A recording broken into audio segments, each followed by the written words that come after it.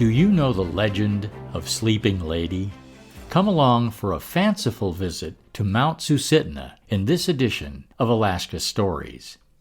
You can see Sleeping Lady if you look west from Anchorage, Alaska, across the Knik arm of Cook Inlet.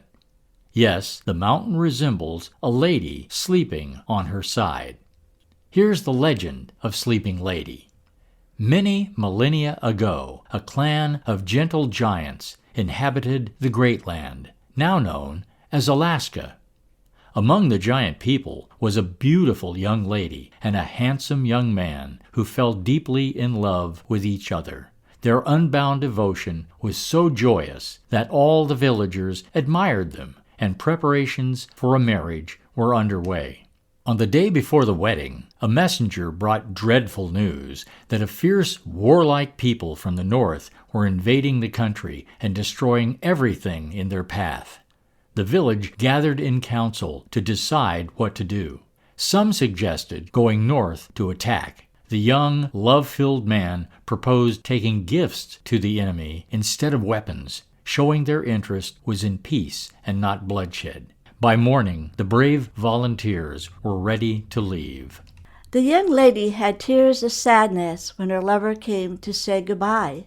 He gazed softly into her eyes and whispered, "I shall return soon with news of peace. Meet me by the slender body of water with 2 arms." With one gentle kiss, he turned and joined the departing men. The young woman hurried to the pool of water, known today as the Knik Arm, and began the wait, confident that she would soon be back in her mate's arms. For many days and nights she busied herself while waiting, until finally she grew very weary and lay down to rest. She fell into a deep sleep. While she slept, tragic news reached the village that their young men's pleas for peace had been in vain, and a terrible battle had broken out. Most of the giant men were killed or captured. When the village women approached the young lady with the tragic news, they could not bear to disturb her from her peaceful sleep and left her as she was. To this day, the sleeping lady lies there, dreaming of the moment her beloved will return to her side and peace once again rules the land. Mary, what a great legend. The first printing of the legend was written by Nancy Lesh and was published in 1962. Ann Dixon later published the legend in a picture book in 1994.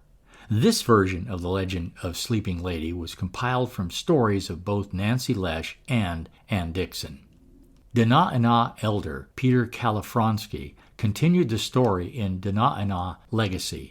In his story of the mountain people and a giant who became Susitna Mountain, Sleeping Lady, her relatives followed her and became Mount Redoubt, Mount Iliamna, and Chigmik Mountain Range. Another wandered inland and became Denali.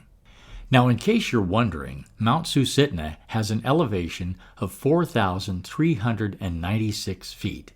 In the Dena'ina language, it means little mountain or sandy river, referring to Cook Inlet. The Dena'ina are the only northern Athabascan group to live on saltwater, Cook Inlet, and the meaning of the word Dena'ina has 2 parts, Dena meaning person and Ina meaning people. And by the way, Mary of Anchorage Memories is proud to be 1/4 Athabascan, Dena'ina. You know, Mary, even though Mount Susitna is a real mountain, I think we prefer the legend of Sleeping Lady.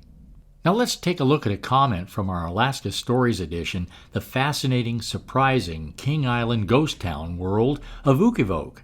Sybil had this comment and question. I really enjoyed the story and pictures of the village on stilts, but I wonder if they raised the money for the trip back to the island.